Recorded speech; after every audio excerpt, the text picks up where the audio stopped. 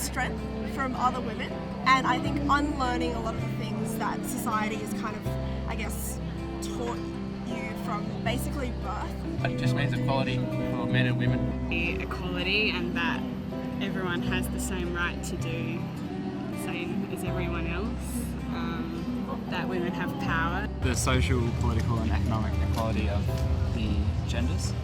Positive discrimination can be needed because equal opportunities, they already get skewed in other ways. It's been claimed that feminism contrasts with sexism, and in that respect, yes, we all consider ourselves feminists, certainly on that definition. Means the chance to, excel as a man does. It's the little things in life that mean the most to me. Like, for instance, in a tutorial when, the professor only speaks to the men in the class and you raise your little hand but you don't get seen to. Gender equality and the pay gap.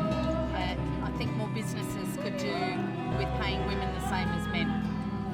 I think it's still like the glass ceiling that we need to break, and also a lot of issues with sexual harassment and that we're always objectified. Lack of female representation in politics as well, especially in Australia too. Tampons are still taxed and lube isn't. Yes. Lube is technically, if you get down to it, not essential. So getting the same level of respect in society compared to men, and I guess working on making it more equitable between men and women in the workplace is something that we can work on. Probably the general perception of the public that people have against us in society, and especially being on the Circle for Gender Equity, we get a lot of different perspectives about what we should do and how we should act, and sort of the image that we have to portray. Well, it's the same as it's always been. I think it's equality in the workplace. It's overcoming the systemic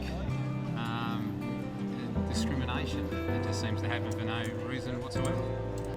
Probably the systematic, structures that are in place already that inherently they divide men and women and they treat, women differently.